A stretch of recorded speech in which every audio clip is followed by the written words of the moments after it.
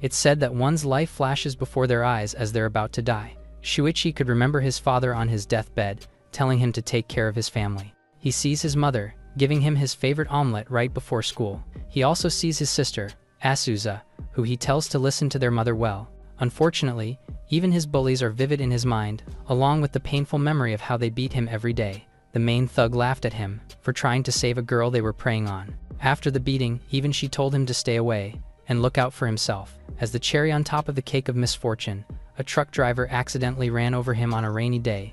Laying on the wet ground, wondering if he was going to die, he thought about his family and apologized for failing to protect them. Although he cursed this life, he promised to protect his loved ones in the next. With this vow, he drew his last breath under the touch of an unknown spirit. In the magic continent of Arcanas, people of faith gathered around to watch the annual divine blessing ceremony. Children under 6 will offer their most prized possession to God, and if this is accepted, a divine messenger shall be sent forth to grant the child a chance to become a mage. A poor boy asks his mother if some candy is enough, but she says it must be something expensive. One would need precious gemstones for a higher chance, just like the next lady has brought. Speaking of which, there are rumors that the Ryan family dumped all their fortune for the blessing. The onlookers watched as the family in question walked forward, risking it all in hopes of striking big. Holt, the head of the family, also knows how big of a gamble this was. Luke and Julia are the sharpest among his children and are sure to receive high blessings. The host called for the next applicant, and the little daughter lightly walked toward the altar. There, she placed a golden crown adorned with jewels, prompting a huge magic circle to appear beneath her feet. It sparked with blue lightning, a sign of being blessed by Kai, the god of thunder. What's more, it's a high level 7, which was last given 12 years ago. The sheer talent in addition to the blessing was amazing. The light died down, and the girl was back to normal after the ceremony. She offered the thunder crown, but people doubt that it cost the family's entire fortune. There was one more child, and it was obvious that the real treasure was going to come from him. Holt fixed Luke clothes, kneeling and silently putting everything in his hands. Their butler, Forden, opened a box and urged the boy to take the sword. From one look, the people immediately recognized the demonic energy, which came from none other than the progenitor of magic, Vulcanus, god of fire. Julia cheers her big brother on with a big smile, but the others can't believe that they would offer something so valuable. As rumors said, Holt really was betting everything on the young boy. Luke placed the blade on the altar, which immediately lit up with red flames. Similarly, the sky changed colors, as if turning into a sea of flames. Never having seen such a thing, they wonder if it's level 9, the highest possible blessing. Nearby sources of fire strengthened, and the boy was suddenly engulfed in a raging and powerful blaze. That said, the little one only looked up, barely feeling the heat as the blade was lifted in front of him. A small blot of fire jumped onto the back of his hand, seemingly harmless at first, but it grew abruptly and rapidly. Soon enough, he was screaming in pain and his soul was burning with his body.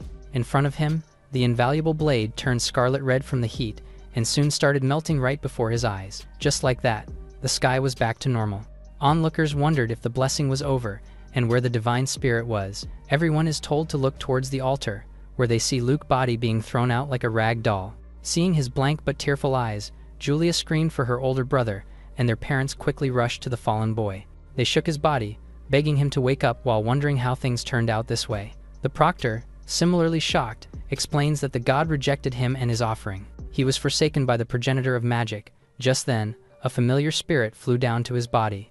In the realm of the fire god, filled with erupting volcanoes, a voice curses the Ryan family for offering the very power that nearly killed him. The sword still bears the mark from the unforgettable time when it struck him. Smaller spirits calmed him down, praising his generosity for burning just the child's soul. One reports that another soul entered his empty body and asks if they'll burn it as well. He refuses, unwilling to waste his time erasing something from an outer world. Moving on, the god of fire takes a look at the offerings he received. Left alone, Shuichi's spirit entered Luke's body, filling it with immense energy. In the realm of the martial gods, Mars meditated in silence. However, something disturbs his peaceful moment, so he steps forward, brimming with unrivaled power. The boundaries of the realm cracked and shattered under the soles of his feet. With a few more steps and a little more power, he shatters the realm itself, revealing a cosmic space surrounding him. There, he calls to the wellspring of power, an almighty being that governs the world, and arrogantly asks if it seeks to block his path to a higher dimension. Intending to do just that, the creature opened its maw and unleashed a burst of black energy which ripped through the galaxy itself. It watched and checked the results of its attack, but its huge eyes only saw the martial god, speeding forward with his fist pulled back. One punch is all it takes to eliminate the governor of the world, whose entire body vaporizes from his strike. Still overflowing with power, Mars scoffs at the easy win, and watches as the blast from his punch opens a hole through the dimension. Alas, the wellspring of power was nothing special, at least compared to him. His victory is interrupted as a flash of light appears. It was an attendant spirit, which looked uncannily similar to him. Calling urgently, it stopped like a pet that was getting too close, and was asked why it was there. Mars then feels that his old blade and partner, Reku, had just been destroyed. As he questioned the events in Arcanas, the spirit shows Vulcan melting the blade in his hands. 1,000 years ago, martial arts was stronger than magic, but now the flame god was being worshipped. If Mars hadn't been so obsessed in his craft, then he, pathetic god, couldn't have run rampant. He turns away, feeling too burdened by the responsibility of spreading his martial arts. In all honesty, he has no interest in nurturing the next generation of martial artists, but he does have an undeniable duty to pass it on. After all, a tiny being, such as himself, must constantly devote himself to training, and nothing more. Opening his eyes, Shuchi sees balls of light, and wonders what was happening as he remembers dying from a traffic accident. Fully conscious, he sees 9 bodies of Mars looking intently at him, and he can't help but respond with a grim expression. The god maintains his nasty face, and says he's bestowing him with the blessing of the martial god. The boy, now in Luke body, is silent and struggles to comprehend what was happening. As such, the impatient deity passionately repeats himself and shoots his power right into the boy's head. As soon as he does, he's blessed as promised, and the level cap for martial arts training is removed. His body was already overflowing with power, but he was still trying to understand it all. That said, the image of the ripped and muscular spirit was burned into his mind. His hands shook in confusion. He was hit by a truck and supposedly died, so why was he alive and going through so much? In that moment, countless memories rushed into his head, filling his entire being. Realizing he's Luke now, he questioned if the gods were playing with him by reincarnating him into the life of a boy who was forsaken by the divine. Additionally, he worries about Asusa and his mother, who'll have no one to provide for them. He was blessed by the god of martial arts, but doesn't even know anything about it. Before he could make sense of it, he saw a lollipop drop to the floor. Julia was by the door, crying as she walked toward the brother she thought was dead. Tears filled her eyes, and she jumped into his embrace while overwhelmed with relief. The others were saying that he wasn't going to wake up, so she was so terrified. Recognizing the girl, Luke assures her that there's nothing to worry about, and thinks about how devastated Asusa must be right now. He lost everything once, so he's going to do everything to protect his new family with the martial god's power. The moon was high in the sky. Back in the altar, the statue of the angel stood amid the silence. Suddenly, she began crying, and red tears dripped to her hands, soon overflowing onto the floor beneath her. From it, a woman emerged, saying the presence of the loathsome man had disappeared. Looking at Mars' image, she wonders if he died or simply left this realm. She had little to no power left after everything that happened. Still, she no longer needs to hide. Without the martial god, the world will soon be theirs anyway. 9 years later, in the Ryan family estate, a beautiful tune hummed as Luke basked under the beautiful sunlight. He decides to go to Julia, as she must be finishing up on her training. Something slithered nearby, but the young man notices it too late. The thorny vines had wrapped around his body, but he simply sighed in exasperation, already knowing who would pull such tricks against him. Behind him was Jeremy, his half-brother and 4th child of the family. He scoffs at Luke, who's known to be abandoned by the gods, and scolds him for entering the backyard that's reserved for mages. Tightening the grip of the vines, he considers breaking a few ribs to teach him a lesson he won't forget. To his surprise, the 8th child yawns uncaringly, and shares that his sister will be back from her magic training soon. Unless he, a level 5, wants to be burnt by her lightning, he should let go. Jeremy shudders from the threat, but insists that he isn't afraid of a little spark. Just then, the clouds turned dark, and a huge bolt of lightning struck his body. As warned, the flippant boy was burnt from being electrocuted.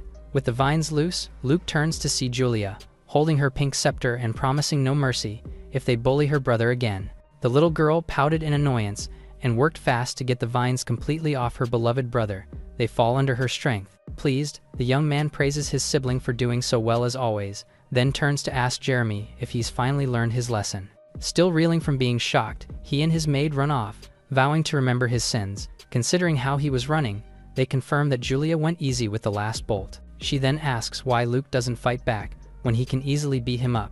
He wants to keep his real strength a secret and asks her to protect him, which she'd love to do. The otherworlder smiles at her lovingly. 9 years have passed since he was reincarnated into someone else's body, and 9 years ago, Holt came to see him. He was certain he'd be kicked out for failing his house, but the father hugged him tight while crying, relieved that he was alive. The old man leads a night order, so he almost never sees his children. Even so, he's a good parent that truly cares for them. Upon finding out that Luke was training in martial arts, he immediately sent a letter, informing him about books in their archive that might help. With this, the boy ventured into their nearly abandoned library, and the letter allowed him to put a bold plan into action. From that day, the maids often called for the missing boy throughout the mansion, despite having mixed opinions on him. They often froze in shock, feeling the building shake and wondering if someone was practicing their earth magic. Completely in the dark, they had no idea that the shaking was being caused by Luke, who was proactively crushing the ground beneath the mansion. He spent 6 months creating a huge but secret room, and used it to build a training ground. There were elaborate areas for studying, training, storage, and lastly, a daily simple bathroom. Ever since finishing the space, he spent most of his time training in secret, and now the dummies he had could barely stand. The long day passed, and he ends it with a deep soak in the steaming medicinal bath, which is an efficient way to recover. It's been 3 years since he started learning the chaotic tempering technique, and now, any magic attack below level 6 won't even scratch him. His defense was taking a pretty solid shape. As for his offense, he approaches a dummy quietly. Gripping the hilt of his blade, he dashed forward and unleashed countless cuts in the blink of an eye. Not done yet, he tosses the sword away and replaces it with a spear, which he then uses to completely demolish a target into nothingness. His thunder spear increased to level 4, so he'll practice fist techniques a bit more. 9 years has given steady progress, but there's one thing bothering him. Martial artists are said to hit a hard limit upon reaching a certain level unless they attain enlightenment, but this is a feat so difficult to achieve that most practitioners give up in despair, which is also why martial artists have grown scarce. Luke was different. With a deep breath, he gathers his energy and drives his fist deep into a large and sturdy target, breaking the dummy and cracking the wall behind it. His explosive fist was level 5, and unlike others, there were no limits to the levels he can reach. This is likely the effect of the martial god's divine blessing, given only to him. The clock chimed, and he's reminded that they're supposed to have a family dinner to celebrate Holt's return. Cleaning and clothing himself quickly, he heads over to the dining room where the rest of the family is waiting. It's been half a year since he saw his father, who now warmly welcomes him to the table. Accepting the invitation, he's told that he's been signed up for the Academy's newly opened martial arts department. It's a difficult path, but his father has full faith that he can pass if he prepares well. Luke gracefully accepts his father's efforts. He has to get stronger to protect his loved ones, but he still can't stand out too much. Just then, Julia suddenly raised her hand and says she wants to attend the Magic Academy with him. She'd usually be too young, but she argues that the elite class doesn't have an age restriction. In fact, she's already received an invitation and shows him the letter to prove it. After reading it thoroughly, the parents chuckle, proud that their daughter's reputation precedes her. While the two siblings laughed warmly, Jeremy scowled with hatred. He understands Julia's special treatment, but Luke's success is his shame. Noticing his expression, a set of fingers firmly pinched his side. It brings him back, and he's told to calm down, as there's no need to worry. His mother, Jessica, believes the boy won't pass the entrance exam anyway. She gives a sly and knowing smile. A week after the dinner, the departure day for the academy came. The two are told to take care, and are promised their favorite pudding once they get settled. They're handed a couple of lucky gold coins from their father. It's a relic from the unified world 10,000 years ago. Mars, the first emperor, is engraved on the front, and his weapons on the back. Seeing it, Luke recognizes the buff spirit that blessed him with his powers. With their warm goodbye, he can't help but see the image of his original family. He was lucky enough to get loving families in both his past and present lives. Finally, it was time for the siblings to leave. A few hours later, the carriage stopped to prepare a camp for the night. The campfire's smoke rose to the dark sky as Forden explained their timeline for the journey. Excited as they're arriving soon, Julia asks if there's anything interesting to do in town. There are a lot, including the Magic Dodgeball tournament in the spring. It's also quite famous for being a gourmet town with various foods. The little girl was already drooling from the thought. Luke smiled at her, but subtly turned after sensing something. A couple of kilometers away was a big group closing in on them fast. There are bandits in the area, but the chances of encountering them are supposedly low. In addition to his defense and offense, all his training also gave him sharp senses. With 4 adults and 1 kid, they had to move cautiously. He takes the lead and informs the old man about the fast approaching group. They're all confused, as even the guards are unable to hear a single bird chirp. Fortunately, Forden respected him completely and orders the others to get ready. He has no idea where the boy got the idea, but it's better to be safe than sorry. As warned, a group of bandits soon comes rushing in on horseback, and the guards are shocked that they're actually there. It seems their boss told them that the place was crawling with nobles heading to the academy. The evil men immediately set their sights on the two children, aiming to capture and sell them. To their surprise, the butler put himself between them with a sword in his hand. Not caring about his threats, the bandit leader orders his men to kill everyone except the kids. The smaller group also prepared. Horses charged at each other, and the sound of heavy metal soon rang through the forest. An enemy is knocked off balance and can't even react as Fordon immediately beheads him. He intended to handle it himself, to give his masters the chance to escape. Despite his age, he manages to strike several down, with the help of the other guards. Again, he tells the two kids to make a run for it. They turned upon hearing the screams of their ally. A couple of knights nearby were engulfed in flames. It was the work of the bandit leader, who unexpectedly seemed to be a skilled mage. Fordon was distracted, but this is quickly taken advantage of in the middle of the battlefield. He finds his chest cut open. Luke wanted to obey and run with his sister, but was forced to watch his trusted butler stand his ground against the enemies, despite his condition.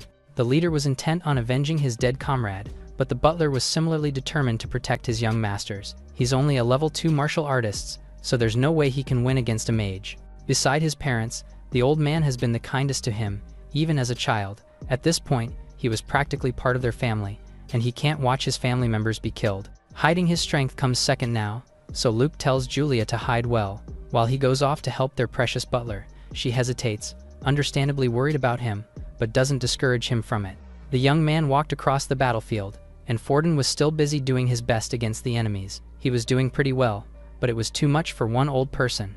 One man managed to sneak up on the weakened fighter.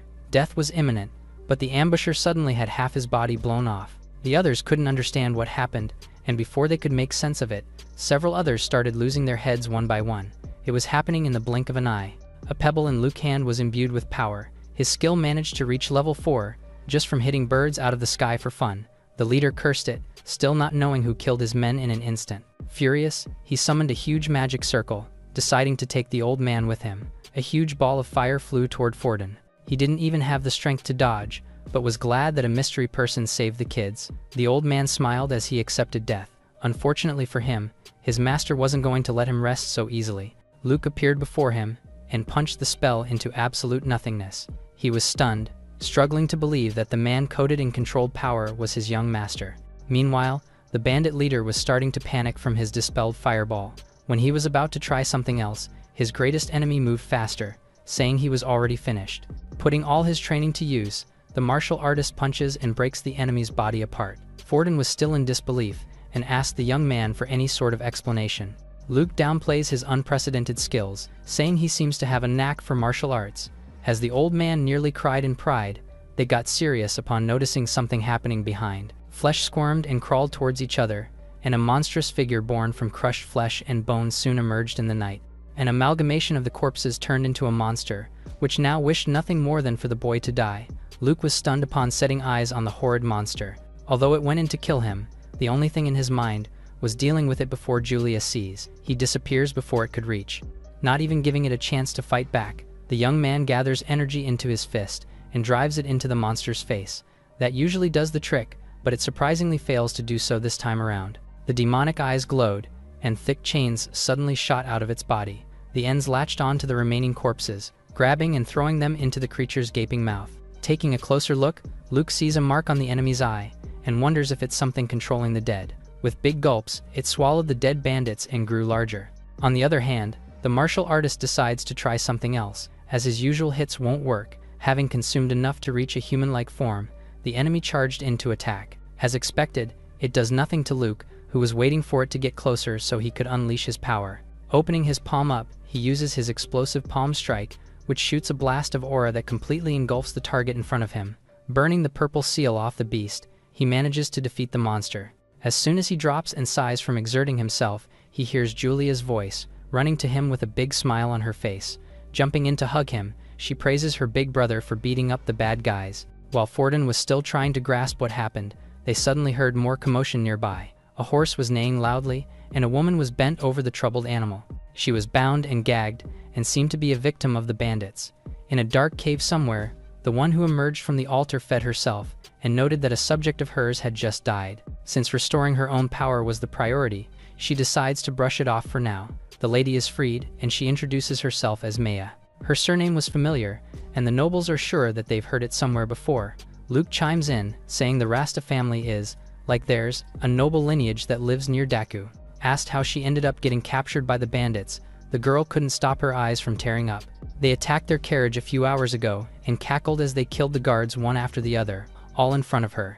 Even her maid and attendant were brutally murdered, while they were protecting her. It didn't matter how many times she claimed to be a noble, they just leered at her with malicious eyes. The goal was to kidnap the children of nobility, and she shudders at the thought. Julia tries to comfort her, saying they're all dead now. On the other hand, Luke stayed silent. Later on, Forden informed him that the two ladies have gone to rest.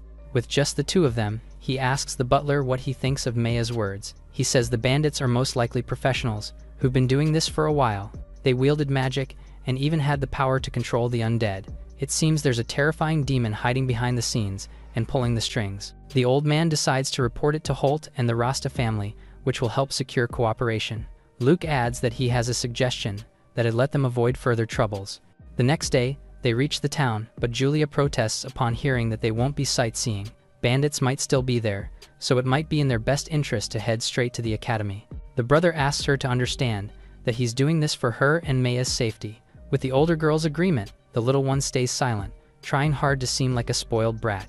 Luke can't help but smile proudly and warmly. Knowing she was excited for the gourmet street, he promises to buy what she wants when they pass by later. They enter the town and open the windows to excitedly peer out. The weather was perfect, and the outsiders were greeted by the mesmerizing scene of the town's everyday life. What was calm and common to others was bustling to them, especially as they're in the biggest town after the capital. The sight was something to behold indeed. Luke can't help but compare the atmosphere to his previous life, which was nostalgically similar. Just then, the scenic moment is shattered as a vendor appears by their window. Moving along, they pass by a few food stores and grab whatever Julia wants. Satisfied, the young girl smiled widely, even sharing her treats with their new friend. Luke could only smile at his little sister. The carriage stopped soon enough, and it was as far as Forden could take them. The son of the family promises to protect the daughter, who brightly vows to have his back in return. He playfully pats her head, saying he'll be counting on her to do so. The butler teared up, seeing the children he raised all grown. Meanwhile, Maya was delightfully intrigued by the young man being protected by his little sister. With this, the three of them walked through the gates, leaving their guardian to start their new journey. Seeing how kind the two were, she was glad to have met them by chance, especially Luke, who made her heart skip a beat. Last night, Forden suddenly remembered something while he and the boy were alone. Maya was once his fiancée, and the two were actually really close as children. However, the engagement was broken off by her family, after he was cast away by the gods. The Allen Magic Academy is one of the three most famous magic schools in the Empire. All freshmen take an exam after a year, and based on those results, they'll be sorted into departments based on their aptitude. Only after making it through 6 years of schooling will they earn a qualification of a mage. That said, they have special exceptions for exceptional students. Anyone who passes the mage certification exam can graduate early. Julia pouts in disappointment, having wanted to take the entrance exam with Maya. The young lady took the exam first thing in the morning, escorted by her family. Luke assures her that they'll meet again, as long as they all pass the exam. The two walked around the plaza and immediately drew the interest of nearby examinees. While many fawned over them, Julia pushed through the crowd until she eventually ran into Mina, the vice president of the student council. Crouching to meet the little girl, she asks if she snuck in there to follow her big brother. She corrects her, saying she's there to take the exam with him. Hearing this, the vice realizes that she must be the one who received an offer from the elite class. Giving a smile, she confirms her identity, surprising the two who didn't expect her to know her name. Mina tries to lead Julia to the registration area, completely ignoring Luke. The girl stops, insisting that her brother needs to register as well. Flustered from forgetting, she turns and says he must be there for the martial arts exam. Several laugh upon hearing this, finding it ridiculous that anyone was still learning this path. Their looks of contempt make it clear that they all view mages as higher than martial artists. While Julia scowled at them, he remained silent. Like a garbage picker in the slums, it's always losers like Jeremy and the monster in the woods. They're insects to him, and he wouldn't even waste his time there if it wasn't for his family's good intentions. While he calms his sister down, Mina realizes her mistake and acknowledges that it was her fault for saying it out loud. Recomposing herself, she calls to him, inviting the young man over to join them once he's registered. Her goodwill works, as he deems her one of the few who looks at him without prejudice. The examinees all gathered as planned, told to check in with one of the council members. They're given their emblems.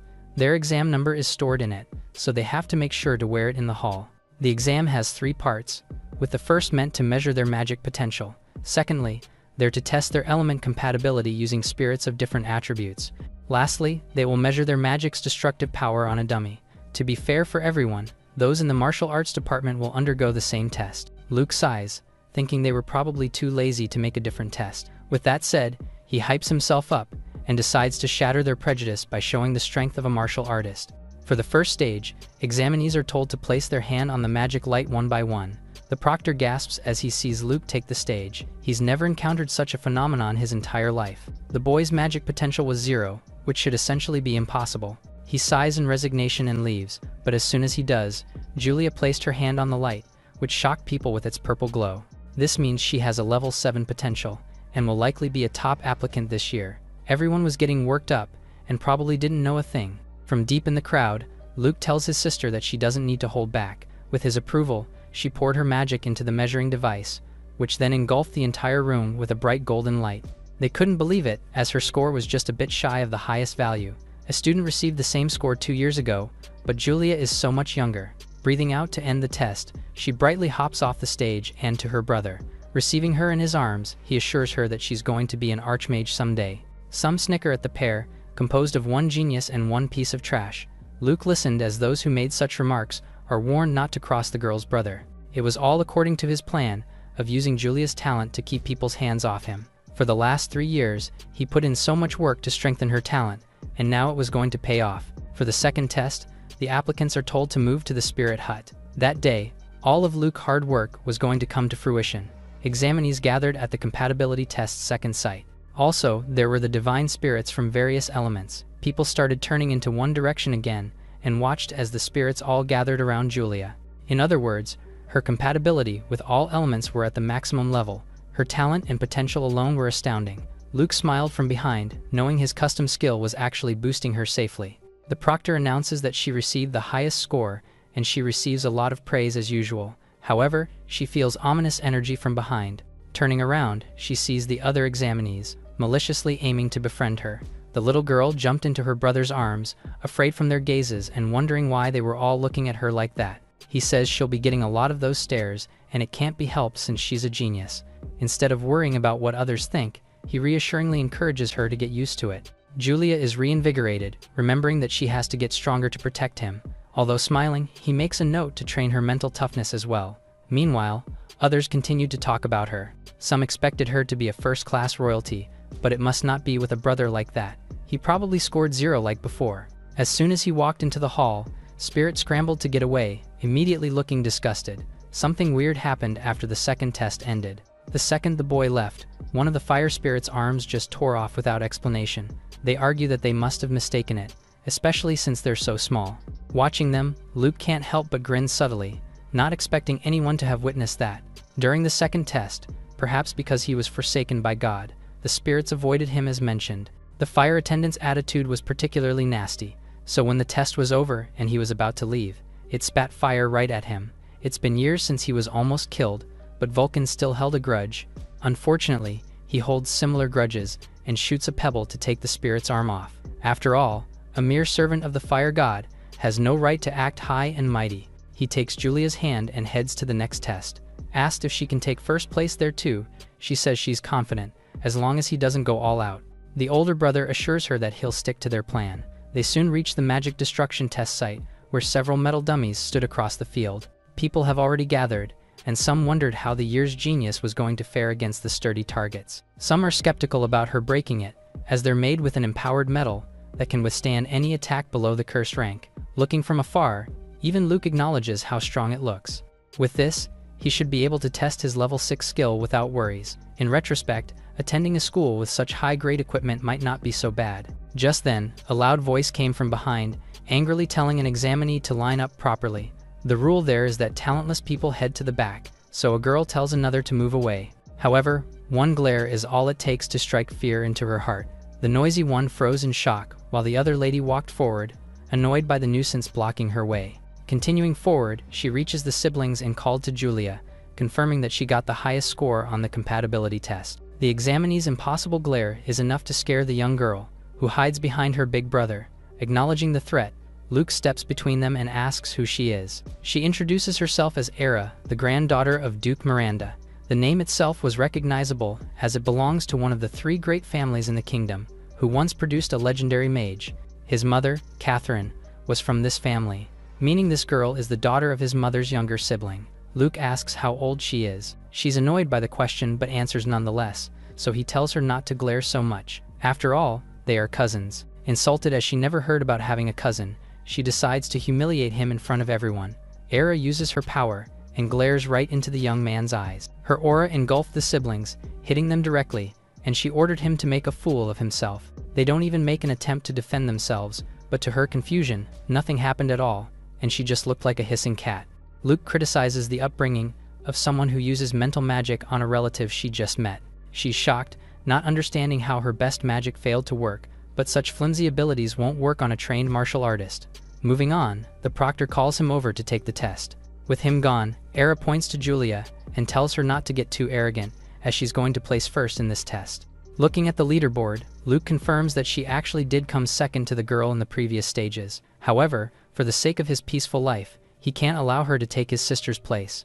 With an eerie treat in his hand, the young man offers Julia a piece of candy. She trusts him completely and pops it into her mouth, but she nearly dies and he even has to stop her soul from leaving. The girl cries from the near-death experience and complains about the bitter medicine. Apologizing, he explains that it's a potion that'll boost her performance.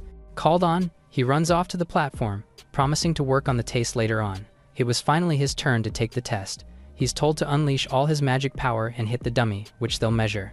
Luke frankly admits that he can't use magic, confusing the examiner. Even more perplexing is how the examinee asks to just hit the dummy with brute force. Hearing Luke plan to just hit the dummy, the other examinees consider him another meathead.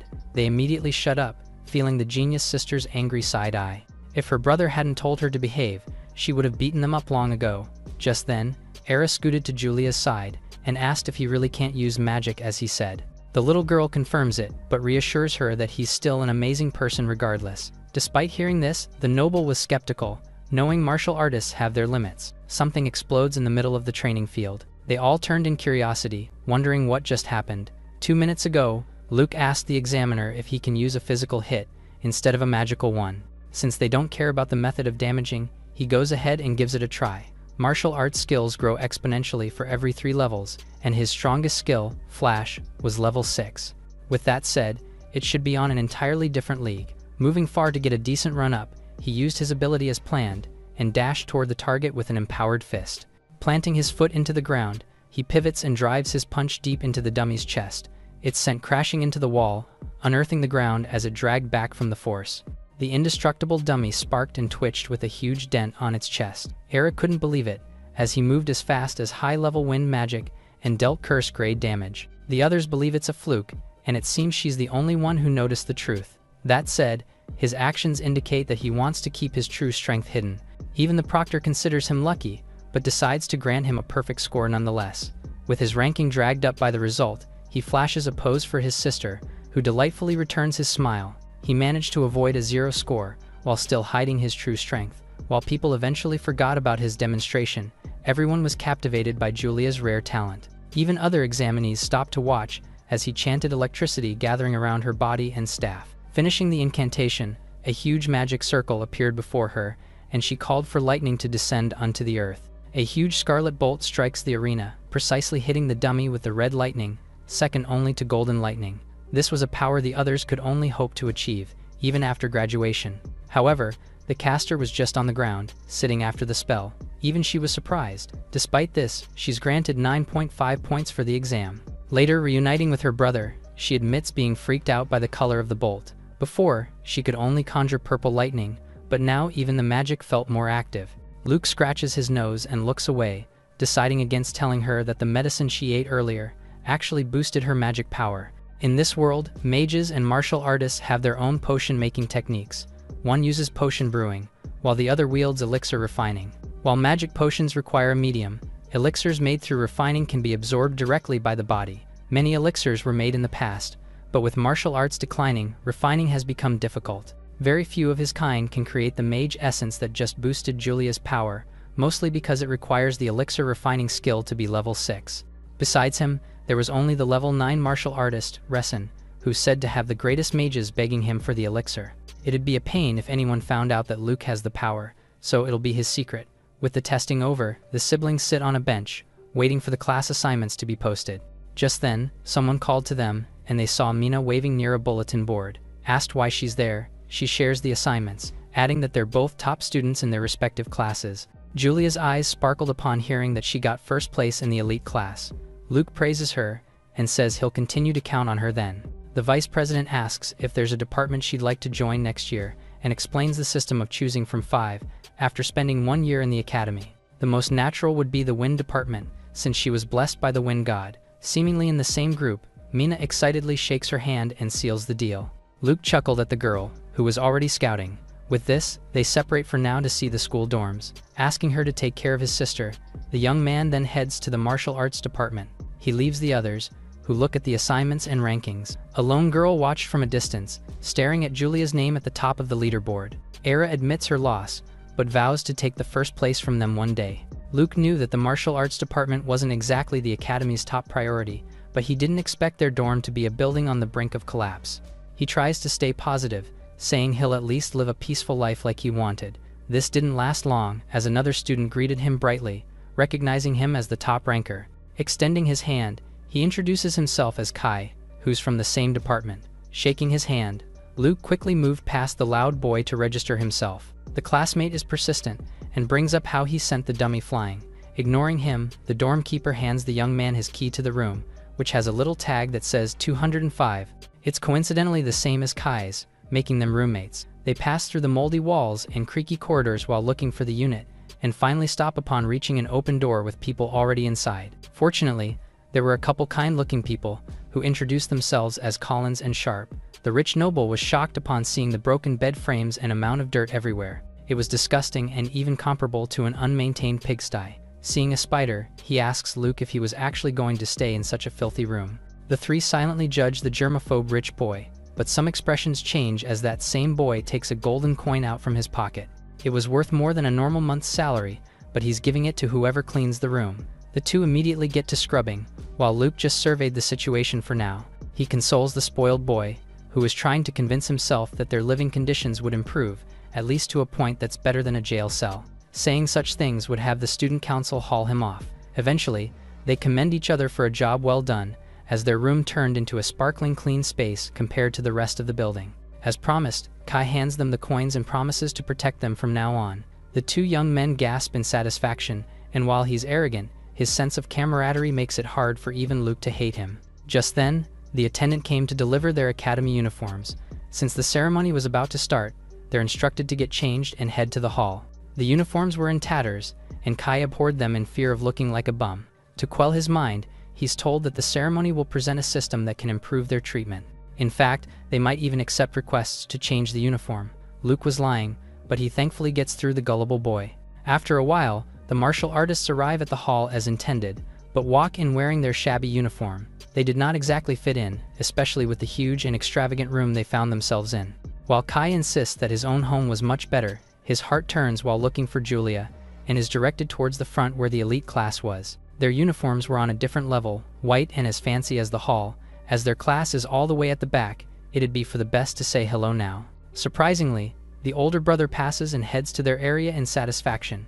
Even the far placements of the seats was discriminatory, as they can't even hear anything. Sitting down, Luke notices a girl who was still and incredibly attentive, unlike the rest. Just then, a huge but beautiful blaze in the form of a flower erupted in the room. Another was conjured on the palm of another student, who welcomed his fellow students with a rather flashy introduction. Introducing himself as the student council president and future great mage, Theo descended to explain the school's point system. Several people fawned, instantly turning into his fan. After all, becoming a level 6 mage before graduation was indeed incredible. Continuing, he says the point system is the basis for almost everything. Magic skills, rare books, tamed magic beasts, rare materials, and even guidance from masters. All learning resources can be obtained with points. There are many ways to earn them, but labor exchanges at an extremely low rate, It's much more efficient to get them by participating in department events, like guiding freshmen. Luke recalls Mina helping them out on the first day. Additionally, student council members are given a stable income of points monthly. Lastly, while it carries a risk, there is also monster hunting. Behind the school is a magic beast forest, where they can hunt beasts and turn in their materials for points. The mention of such a place inevitably makes Luke excited, as it's basically just a personal training ground he can use. A few hours into the night, the smoke of a stick of tranquility incense wafted throughout Luke's room. With the item keeping his roommates dead asleep, he's free to head to the mountain range, which was conveniently located near the martial arts dorm. The only thing standing between him and his training ground was a huge wall. Crouching down, he stretches his legs and leaps right over the towering border. With his power, it's as if he was flying high in the air.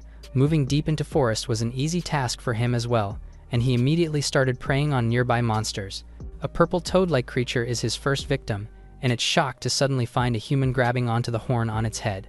A quick stomp eliminates it immediately, allowing for the material to be ripped right off. A giant frog's black horn is poisonous and used for brewing potions, so it should be worth a lot of points. He set his eyes on the Academy's legendary martial arts books, which might grant rare skills.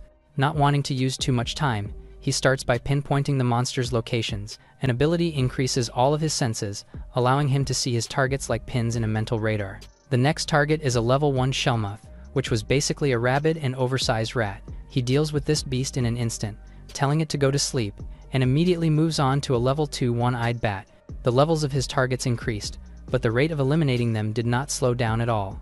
After a while, he collects a massive haul, which he intends to use for elixir refining among others. That said, it was still far too quiet for his liking. There are almost no traces of other magic beasts. Even if he checks himself, was there perhaps a powerful king dominating the nearby territory? Luke concentrates and uses his ability like before. His senses lead him to a cave not too far away. There, the aura of power was thick and dense, and a little deeper in, he finally found the king of the mountain range, which snarled right back at him. Despite this, the young man smiled in satisfaction and moved in. It was 1 kilometer out, and it's already noticed him. He arrives at the entrance of the cave, and he doesn't even have to enter. The level 6 Icefire Wolf was already there, standing tall and waiting to greet its prey. With the feral eyes of a predator, it growled at the student. Luke is completely unfazed, only understanding why it's so territorial. It hadn't even started yet, but the air was already thick in anticipation. He invites the beast to dance and moves first, closing the gap in the blink of an eye and preparing a punch. Surprisingly, the seasoned predator backed away in an instant and shot a blast of ice breath at him. His fist is hit with the ability and was encased in a block of ice. This would normally trouble other fighters, but Luke was not like anything else it's encountered. With his frozen hand, he punches the wolf's jaw strong enough to knock a tooth out. He smiled as the beast was sent back from the unexpected attack and crashed to the ground. If the boy trained harder, he could have blasted its leg clean off with one attack. Shattering the ice on his hand, he gestures the creature to get back up, certain it isn't giving up so soon. Although its knees buckled from the damage, the wolf stood up, ready to fight back. It gathers a concentrated ball of flames in its maw and shoots it at the boy like a deadly beam of heat. The powerful attack sends fire blasting out of the cave. Standing in the middle of it all, the beast proved just why it was the king of the forest. Believing that it has won, it howled triumphantly as a signal of victory, completely unaware of the human that was about to descend from above. It's shocked upon sensing the boy, who was pulling his empower fist back to attack. Everything happens so fast, and he drives a heavy punch into his opponent's chest. This nearly breaks his insides apart, but it isn't over as the delayed impact sends it flying across the cave. It tumbles and crashes deeper inside like a rag doll. The ability to control the opposing elements of fire and ice freely was truly praiseworthy. Heaving and panting from the damage, the wolf looked in its enemy's eyes while its own trembled in fear. Luke was like a demon, filled with greed upon finding a rare magic beast on his first day. The enormous wolf shook in fear as its enemy approached, but prepared another blast of magic in its mouth. Luke walked forward, completely unbothered by its attempts, but the beast used a simultaneous mixture of ice and fire this time around. Because of the combination, a plume of steam filled the cave. This was no problem for him, and he simply waves it away to clear his vision, only to find the supposed predator by the entrance. Instead of continuing to fight, it runs as fast as it possibly could despite the wound in its chest. Unfortunately, there was no way the real hunter was going to let his terrified prey escape. Closing the gap right away, he grabs the end of the wolf's tail and pulls. It's never experienced this before, but it slammed into the cold, hard ground with immense force. Fighting such a huge beast was satisfying, and was sure to be worth a ton of points on its own. Luke was already tallying his earnings for the night and failed to notice that his enemy had already gotten up. A quick swipe sends him crashing into a nearby wall, and while this would normally fatally injure others, the young man was unharmed as usual. To follow up, the beast shoots another raging blast of flames. This misses, as its target had already moved to circle around its body. It notices and turns its head to adjust the direction of the flame breath. However, Luke was already getting sick of it, and launched himself to keep the enemy down. With the power of martial arts, he unleashes an earth-shattering strike on his target. Since it's proved itself sturdier than others, the boy pulls his fist back and lets loose a barrage of empowered punches that wreck the area. These all land squarely on the wolf's face, who wondered if it was going to meet its end there. Since things have reached this point, there was no other option but to use its last resort. To the human's surprise, the king of the forest raised its paws high, seemingly about to attack, but suddenly put them to the ground, along with its head. Bowing, the rare creature summoned a blue and red orb of fire and ice, which Luke identifies as the beast's cores. In this world, some creatures are born with cores, rare magic materials that hold all of their power. If a drop of human essence touches them, the beast becomes the human's tamed creature, meaning the wolf was offering itself up. Not putting too much thought into it, the martial artists accepted the deal. It was an unexpected haul, as even mages don't have access to a level 6 tamed creature. That said, he questions it, as truly strong magic beasts are too proud to submit to a human. He wounds himself and touches the cores to finalize the taming ritual, and feeds the ice and fire orbs back to his new pet. As soon as it swallows, the wolf calls to his master. Luke looked around for the source of the voice, confused. He's surprised as the creature called again, and that he can somehow understand. Satisfied with its obedience, he names it Uru. The wolf's territory was now basically his, so he wonders if there's any good loot from hunts. Seemingly understanding his thoughts, the canine perks up and nudges at its master. He proves to be smarter than expected, and jumps off to lead the way to his treasure. Together, the two calmly walked forward, traversing through the dangerous land like it was nothing. A stench hits Luke's nose. He finds the full pelt of a level 6 beast, preserved in ice, the bones of an iron monkey, and several gemstones. In other words, he was in a literal treasure trove of points. Uru was confused by his reaction, as they hadn't even reached his treasure yet. The wolf was ridiculously talking about a slab of meat, but the owner was staring at high-level beast cores. There were many more, but he consumed them all to level up. Based on the cores there, he's killed at least 2 opponents as strong as him. Greatly pleased by his strength, Luke tosses a couple of balls into his pet's mouth. To its surprise, the injuries from their earlier battle instantly faded away. It's one of the boy's high-grade potions, given to help Uru protect the treasure from others. Since it's his first mission, the wolf was more than glad to obey. With all that settled, there was only one thing left in his agenda. In the classroom building the next day, Luke entered as usual. He ended up pulling an all-nighter, but thanks to the incense, he isn't tired at all.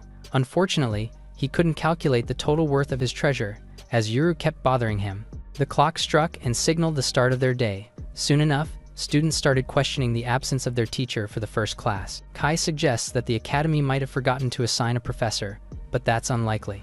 Just then, someone walked into the room with an empty bottle, cursing and saying he drank too much beforehand. The entire class is surprised by his loud entrance. Sig, who was still drunk, introduced himself as their homeroom teacher for the martial arts class. Luke watched him closely. The homeroom teacher writes his name on the board and yawns uncaringly as he reads through his little notebook. Leaning over to his friend, Kai complains that the man doesn't even look like a teacher. He's quickly punished by a piece of chalk that's launched at his head. Other students didn't see it and wondered why he yelled all of a sudden. Luke smiled on his own, being the only one who saw clearly. Based on the movement, the man must probably be a level 5 or 6 martial artist. Attendance taking starts, and the class names are called on by one. Tish is called first, and the young man remembers seeing her during the opening ceremony. While everyone was fooling around, she left an impression on him by sitting quietly. Sig confirms that all the students are present for the first day. Forgetting the textbooks, he abruptly appoints Tish as the representative, and asks her to get them. The young woman was stunned and asked if he was talking to her. Hearing his confirmation, Kai stood up in protest, insisting that representatives should be chosen fairly. With his background and abilities, he was prepared to show them that he was more worthy. Another piece of chalk hit his head, and now it was clear who shot the small projectile at him. Sig glares at the student, reminding him that they aren't allowed to talk without his permission. The professor leaves, instructing everyone to study on their own once they receive the books. Not expecting to be given such a position, Tish considered it her chance to change her destiny. While Kai winced in pain, Luke acknowledged that there's something odd about their teacher. Based on the way he shifts his weight, he obviously suffered a serious injury some time before. With that said, the young man can only wonder how strong he used to be. He considers the possibility of class being fun, with such a strong guy around. A few hours later, it was time for the students to have lunch. Kai continues complaining about Sig, saying he didn't teach them anything at all. While he whined about having the worst professor, Julia happily waved to her brother, who patted her head and asked how her first class went. Fortunately, her homeroom teacher, Lina, was nice and encouraged her to run for class rep next week. Hearing that they already chose theirs, she asks Luke if he was appointed. Smiling and saying it isn't him, he invites them both to have lunch, as the academy cafeteria is famous for its food. Meals are also paid for by points, and while using cash is allowed for first-timers, the exchange rate differs per department. The table was full of scrumptious and delicious food. Julia scarfed it down and encouraged her brother to do the same, while Kai watched silently in front of them. They both paid one count, but the exchange rate gap between their classes were 10 times apart. There was no getting around, as even the staff openly discriminated against the martial artists. Nobility and lineage didn't matter. Talentless students just have to work hard to earn points.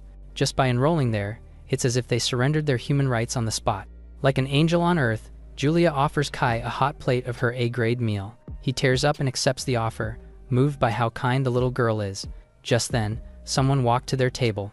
Luke notices first and turns to see Maya, happily greeting them with a bright smile on her face. She's already eaten, but baked some cookies to thank them for saving her last time. Paired with some tea, the dessert was a perfect end to their first meal on the campus. Even the young man was delighted, and they called her an amazing cook. The girl blushes from the compliments, and Kai just butts in to take a piece for himself. Praising the extraordinary treats, he belatedly introduces himself to the young lady. They exchange pleasantries, and Luke decides against telling him about their old engagement. With this, Maya leaves them and heads off on her own. As expected, the cafeteria is a place where people will inevitably run into each other. Just earlier, he saw Mina getting close to Julia with casual conversation. She backed away a bit after seeing him there. Additionally, Theo flew over the room with his fire magic, earning amazed gasps from the students. To use magic so flashily, he really is a show-off in its most basic definition. That said, he was secretly panting after the display, and quietly admitted that he took a potion to look cool. Luke was honestly amazed at first, but the scene proved that he's just slightly better than others. Just then, a loud thud caught his ears, and he sees Sig heading out with another bottle of alcohol in his hands. Chugging it down in the middle of the day, he stumbles over himself while heading to his destination. Upon entering the room, he's immediately met with scowls for being the last one there. His peers mutter insults and degrading comments about him, even mentioning the incident. Not caring about it, he casually takes his seat and yawns. Linda can only stare and sigh at the display. With a couple taps on the table, an old man takes everyone's attention and starts the meeting to discuss the Magic Beast Taming Tournament. Carmina Empire is often attacked by monsters because of its location, and to address this issue, they train their people to tame multiple monsters at once. Because of this, it became an annual tradition for all the freshmen at the Allen Magic Academy to participate in the Magic Beast Taming Tournament. On this note, they have prepared over 2,000 level 1 magic beasts for the event. One of the teachers, Linda, suggests that they hold the tournament in 6 days just like what they do annually. Another one agrees but votes against letting the martial arts students join the tournament since it would just be a waste of their resources since they don't stand a chance against magic beasts. Since it's his students that they are talking about, Sig immediately objects since it's unfair. The teacher, Greg, reiterates that he is just thinking about the students. Linda states that as long as they are freshmen in their school, the martial arts students should be required to participate. The others agree, saying that the students should be treated equally. Greg secretly disagrees since he doesn't want the idea of teachers siding with Sig. He thinks that Linda is on Sig's side because she still thinks that he is a level 8 powerhouse. He then relents since everyone insisted but adds that if the students end up crying in terror, it will not be his fault. After establishing that the martial arts department will participate, the meeting ended. 2 teachers approach Linda and ask her if she is sure about the participation of the martial arts students, since taming beasts for them is just too harsh since they are more used to combat. She smiles at them and tells them that a long time ago, someone told her that a coward who lacks the guts to overcome hardship has no right to call himself a martial artist. Any student who refuses to join the tournament will just have to quit the martial arts department. Later, Sig is informing his class that the Magic Beast Taming Tournament will be held in 6 days, and that after their class, they will do practical combat training outside. The teacher is determined to train them so that they can adapt and beat a magic beast. Kai seems unhappy about it, saying that the tournament's purpose is just to pick their class representative, and since they already have a class representative, it will be useless for them to participate. Taking offense at what he said, Sig taught him a lesson and started the class. Luke, on the other hand, is deep in thought about the upcoming practical combat training and tells himself that he should be careful not to send his sparring partner flying to avoid attention. The next day, the sparring practice starts. Luke quietly observes them, especially Tish, who seems the strongest among his classmates. Since he is preoccupied, he doesn't seem to realize that he just sent his sparring partner flying. Sig then appears holding a bottle of wine and announces that the sparring match is over. Kai immediately slumps on the ground, thankful that the practice is over. Collins mentions that they are heading to the cafeteria and tells Kai that they will bring him some food as promised. Sharp questions this, and Kai admits that he gave them a gold coin, and in exchange, they will bring him food worth the points. He points out that Collins could make a profit, and in return, he can save his points, so it is a win-win situation. Sharp almost cries as he also wants the same deal with Collins. Kai then promises to let him in next time. Meanwhile, Luke observes Collins, noting that the boy is a clever one since he makes his own allowance and keeps his connections and relationships smooth. Kai then approaches him, commenting that he is smart and that he should learn some tricks from him. Luke gives him a friendly smile but declines his offer. Kai realizes that his roommate has a sister in the elite class, so he doesn't worry about gathering points that much. That night, Luke slips into the forest to beat a massive beast as part of his training. Even without Julia, he is not worried about food because he can hunt on his own. He wipes the blood off his face and starts a fire to cook his food.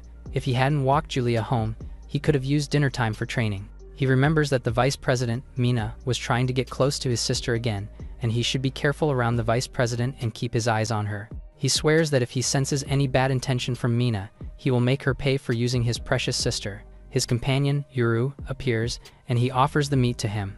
Looking at the wolf, it is quite cute, and he is happy that he was able to tame the beast. He then tells the wolf that he should help him train and promises that he won't hurt the animal while wearing a scary face. Moments later, Uru learns that being Luke's assistant and training partner isn't easy. Meanwhile, in the Ryan estate, Kath is alone and sitting in their pavilion when Holt arrives and asks if she is still thinking about their children. She slightly smiles at him and replies that he can really read her mind and so she can't hide anything from him. Holt tells her that she should visit her children if she is really worried about them. Since he is going to pass through Daku Town for work, he offers to drop her off at their academy. Because of this, her mood lightens up, and she can't wait to meet her children again. Meanwhile, in the house of Count Grando, people are dressed in cloaks, and it is as if they are in a cult. Just then, a woman appears, also dressed in black. She welcomes their new member, Jessica, and tells her to sit down. She then tells her about her new creation, Jade Dream. The drink is so potent that the moment you drink it, your body begins to glow. She gives them glasses and puts some of herself in the drink. The members drink, gulping every last drop of the red liquid in their glasses. With this, the mysterious woman declares that the exciting game is about to start. Meanwhile, Jessica is observing the woman, not drinking anymore from her cup. Later, the two women are in bed and talk about how Julia managed to destroy the Black Wind group despite being so young. Jessica laments the fact that Julia received a level 7 blessing and that she inherited the talent of both the Kath and Miranda families. The woman points out that Julia won't be able to defeat them and that Jeremy's efforts in being strong aren't fulfilled yet. Jessica bites her lip out of frustration until it starts to bleed. Seeing right through her, she reckons that Jessica wants to assassinate Kath and Julia and become the Baroness. She wipes the lips of the woman in her arms as Jessica admits that she wants to be the lady of the house. The woman lets out a poisonous smile, touches a symbol, and comments that the moment a young bud withers is really something beautiful to watch. In the training ground, Tish is ready for another round of practical training, while the rest of the martial arts department are exhausted from the practical combat training yesterday, lamenting that they were in so much pain that they couldn't sleep at all, and that their homeroom teacher is so strict about it. Tish sighs and makes them realize that the pain is part of the process of getting stronger, so they should do their best. Meanwhile, Kai and his other roommates claim that they don't feel pain at all and think that they are stronger than the rest of their classmates. Observing them, Luke debunks their theory and quietly thinks to himself that it is just the effect of the sleeping incense that he put a lot of in their room so they wouldn't wake up while he was training. Tish thinks that the four roommates have a lot of stamina, and with that power, they will likely be able to take on tougher training in the future. With the right amount of training and dedication, they will definitely become strong martial artists in the future. Fired up, Kai starts the combat training session with Luke. He gets pretty aggressive at first, but is immediately neutralized by his opponent. The two continue to exchange quick and successive attacks with each other. Kai is impressed with his sparring partner, and Luke seems to feel the same. Just then, he feels a presence behind him and someone just staring. He stops for a moment and looks behind, surprised to see an old man looking directly at him while sitting under a tree. Since he is no longer focused on the combat, Kai tries to take advantage but ultimately fails as Luke manages to dodge the attack, making the boy drop to the ground with a thud. Kai takes insult that he is looking away while they are sparring, stating that he should focus until they have a winner. Meanwhile, Mina sees Director Otani, who is about to go. The girl offers to assist him in returning to the library, but the old man declines, saying that he will enjoy a leisurely stroll back to his hotel. While walking back, he quietly thinks that Luke is such a fascinating young man, and that he is hiding his true strength. Even he can't fully gauge his real abilities and tells himself that he will remember the student's name. After the class is finally over, Luke recalls the lesson they had about massages that Sig insisted they learn. The teacher tried the special massage on Collins, who seemed healed from his muscle sores from their intensive training. At the end of the class, everyone's muscle fatigue vanished. The lesson is an advantage for him since they will quickly forget how they were the only ones feeling fine that morning. After solving his problem, he then starts to plan about building his new training ground. To start off, he proceeds to buy the materials he needs for it. He goes straight to the magic material shop at the Allen Academy. It carries a large selection of rare goods not available to the general public. Upon entering the shop, he gets amazed by how huge it is, like a shopping mall, and just like everywhere else in the academy, one should pay with the points they have. He checks different equipment that he will need for his training ground, but everything is so expensive, and he figures that he will be spending around 1,000 more points in a month. His sister gets a ton of points, but he tells himself that he can't rely on her anymore since she might lose her snack money, so he just settles on buying the magic potion to mix into his medicinal bath. He reminds himself that he should exchange the materials that he stored in the Yule Cave for points. He gets to the counter and finds the shopkeeper sleeping. After she wakes up because of his presence, he asks to buy the potion. The woman tells him that it costs 5 points. She studies him and figures that he is a martial arts student. Knowing how incompetent the martial arts students are, she knows that they only get 10 points at most from the start, and the student in front of her is really blowing half of it off by spending this much on a potion. Feeling pity for him, she asks if that amount of potion will be useful for him, trying to make him realize that he is making a mistake by wasting his points on one purchase. Instead, he turns around and smiles at her, saying that the potion he bought will not be enough, so he will be back for more. The woman finds this unreasonable since martial arts students don't have potion classes. The only thing that would make this make sense is if the young man were a noble. Later, Luke is submerged in his medicinal bath, relaxing after a long day. He looks at some plants mixed in his bath and thinks that it is kind of a waste since they are meant to be mixed in drinks.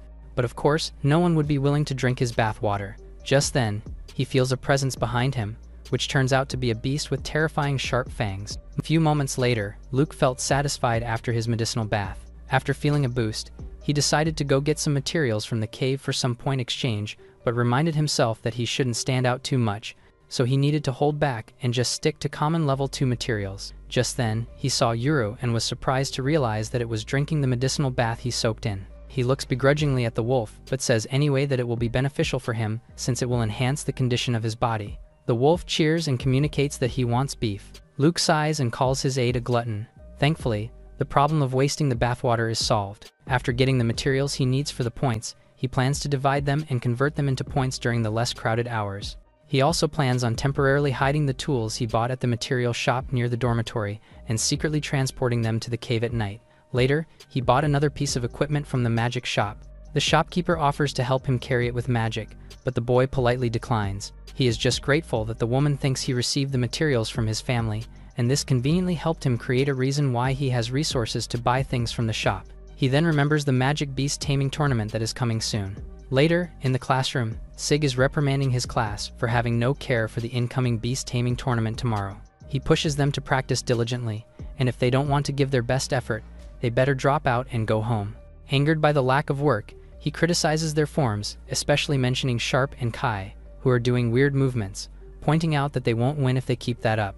The boy objects, saying that he actually won against Luke, Sharp, and Collins using his technique. The teacher sighs, looking at the 3 boys who actually lost to Kai. He can't stand noble young masters since they are actually weak and incompetent. He then tells Tish to spar with Kai. After everyone gathers in one area to watch their duel, Kai immediately shows his sass, telling the girl that he won't go easy on her. He will prove to her that he is more suitable for the class representative. She braces for his attack, and he quickly charges in her direction, giving her a powerful punch. However, she dodges it in the blink of an eye and gives him a jab in his stomach. The impact affects Kai, and he acknowledges that she is fast. He then tries to retaliate by giving her a kick, but it gives an opening just like what Sig said. Because of this, Tish manages to give him a kick as well. It connects and almost knocks him out, but he is able to recover and attempts to attack again. However, she doesn't give him any chance and shows her prowess again by sending him across the training ground with a powerful punch. The blow finally knocks him out cold. Meanwhile, Luke, who is just watching, feels impressed at how Tish fights, understanding why she was appointed as the class representative by Sig. The teacher reiterates that the magic beasts won't go easy on them, and that everyone must put out their full effort. Luke notes that Kai went all out immediately, and that was why Tish saw his weakness at the start of their fight. She helps him stand after their match, but the boy looks dissatisfied. Sig announces that tomorrow, everyone must tame at least one magic beast, and if they can't do that, they will be kicked out of the martial arts department. Because of this, he pushes the students to practice until the end and fight with all their might until tonight. Luke then approaches his friend and tells him that his defense is completely lacking, and if he wants to fix that bad habit and attack the enemy's weak points, he will be fine. However, that is not the thing that is bothering the boy. His mind is not even on the tournament anymore. He fell in love with Tish after he got beaten up and defeated, and this is the first time a girl has kicked him, and she is so cool. He has already thought of the names of their children and a whole future with their class representative. The next day, the students enter the arena where the magic beasts will be tamed. The students whisper about how terrifying it must be that the magic beasts are crawling around down there, and it makes them so afraid to even think of fighting. Meanwhile, the other departments start to belittle them, talking about how they will get beaten up immediately and don't see the point in making them join the tournament. Sig hears this and reprimands the students gossiping with his most intimidating face.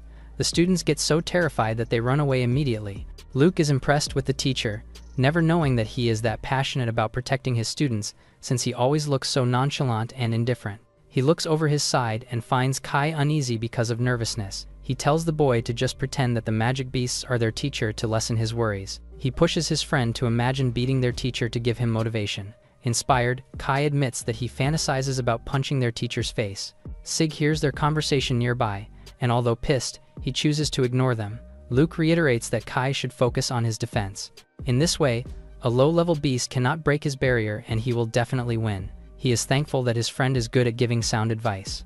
Later, a teacher is discussing the rules of the tournament for all the students. He states that those who tame 10 magical beasts will receive a perfect score, while those who cause a beast's death will have their points deducted accordingly. The time limit is 10 minutes, and if they are injured, they should report to the teachers who will stand by outside the arena.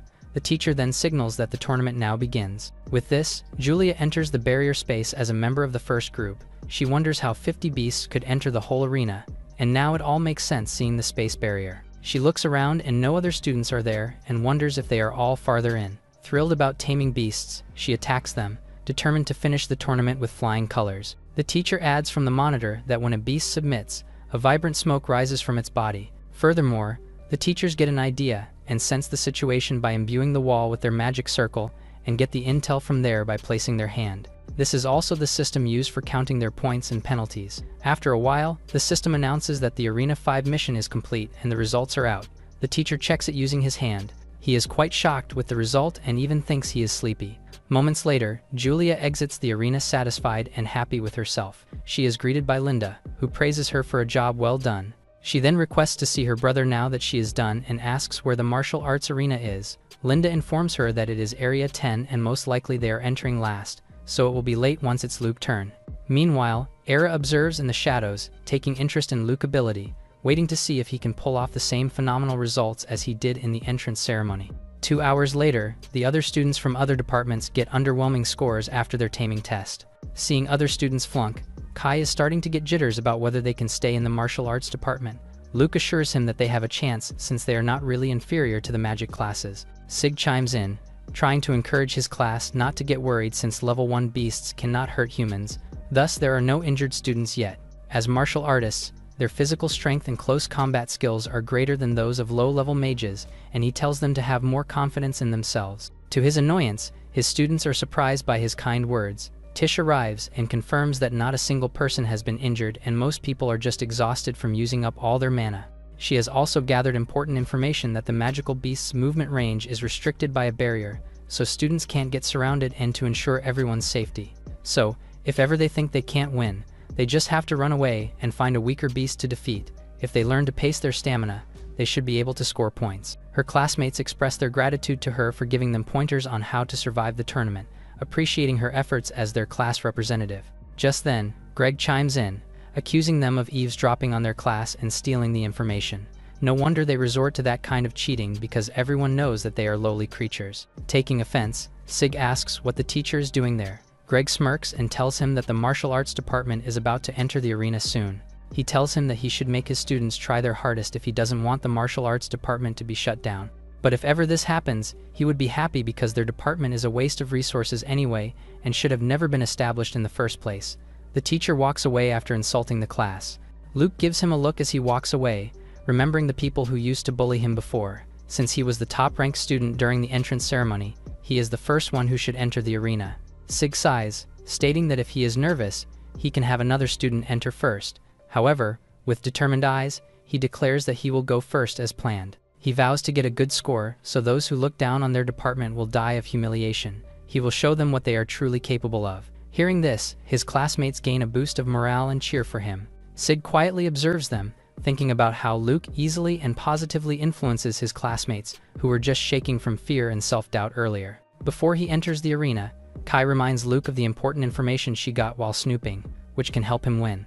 10 minutes later, in Venue 10, Luke enters the space barrier. He observes that there are perception circles everywhere, and if he can avoid these, then no one will know what really happened inside the barriers. When a magical beast acknowledges its master, their souls become connected, allowing them to communicate telepathically and enabling the master to temporarily wield the beast's powers and abilities. With this bond, Luke channels Yuru's power to defeat low-level beasts while keeping a low profile to avoid drawing unnecessary attention. Just then, a high-level beast, an enormous owl, flies overhead. Luke seizes the opportunity and uses Yuru's strength to corner it. Thinking strategically, he decides to wear down the owl's stamina and will to fight, hoping this will help his department secure a higher success rate in taming beasts. He injures the owl slightly and plans to use it to intimidate the remaining low-level beasts. He's grateful that Yuru's abilities are proving useful and that the creature submitted so easily. However, until he tames every beast inside the barrier, he must make sure the potion's effects don't leak outside. He then sets off again, searching for more beasts and aiding his classmates by lending them the advantage of Yuru's power. Meanwhile, outside the arena, Julia patiently waits for her brother, confident he'll score high even though half the time has already passed and his scoreboard still shows 0. Greg, on the other hand, is smug, convinced that his doubts about the martial arts department were correct. Seeing Luke's score, he declares that their department's loss is inevitable. Hearing the snide remarks from other students, Julia stands up for her brother, asserting that he's remarkable regardless of whether he can use magic or not. Filled with contempt, Greg scoffs at the idea that a student from the elite class would defend the martial arts department, just like Linda did. He sneers, saying that the results will speak for themselves. Just then, the system announces that Luke has earned his first point, surprising the teachers. Kai and Tish cheer, relieved that their classmate finally scored. At least now, he won't be at risk of being kicked out of the department. Greg laughs mockingly, pointing out how low their standards must be to celebrate a single point when the highest score in his class is 5. Moments later, the teacher tracking the scores announces that Luke's points suddenly jumped to 5, matching Greg's top student. The revelation humiliates Greg, who finds it impossible to believe. Inside the barrier, Luke has finished intimidating the beasts, ensuring that his classmates will have an easier time earning points later. The only thing left for him is to secure a perfect score and exit the arena. With calm precision, he proceeds to tame each of the weakened beasts one by one, rapidly accumulating points. To everyone's astonishment, Luke reaches 10 points, which is the maximum score, making Julia beam with pride and excitement. The whole school is stunned that the martial arts department got a perfect score at the tournament. Julia happily greets her brother, who just got back from the space barrier. Humiliated, Greg refuses to believe that a freshman could tame 10 magic beasts, especially someone from the martial arts department. He then confronts Sig and asks if he hired an imposter to act like his student. Sig denies using such a low and dirty strategy. Witnessing this, the proctor takes offense at what he said and refutes being a corrupt overseer who would accept bribes and tolerate cheating. Greg clenches his mouth in anger. He thinks carefully before creating another scene, since making enemies out of high-level proctors would be bad. He backs down and explains that he finds what happened suspicious, especially after Luke also got a perfect score on the entrance exam when the dummy suddenly broke. To clear his suspicions, the proctor suggests that they investigate the barrier space. Kai chimes in that the teacher just can't accept that they were defeated by the martial arts department and that they even got a perfect score. Luke assures his friend and tells him to let them investigate because he's got nothing to hide anyway. 10 minutes later, the proctors open the space barrier, and the beasts try to escape by forcing their way out. They check on the beasts and figure that they aren't weakened to the point where they need to change venues. The two proctors discuss the outcome and carefully weigh if Luke really did cheat to get a perfect score. The first proctor admits that he couldn't find anything suspicious but is sure that something must have shaken up the magic beasts. The second proctor agrees with his initial findings and suggests that they send the 10 magical beasts for a detailed inspection and continue the tournament. After the two agree on how they will handle the investigation, they announce that there were no problems found in the inspection results and resume the tournament for the next students.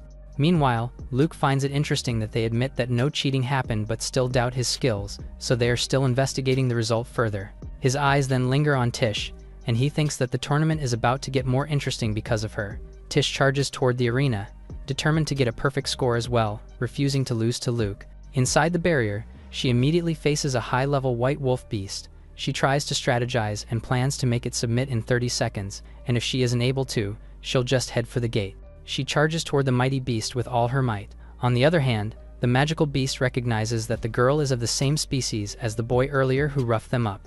It then cowers in fear as her fist nears its face, afraid to get hurt again.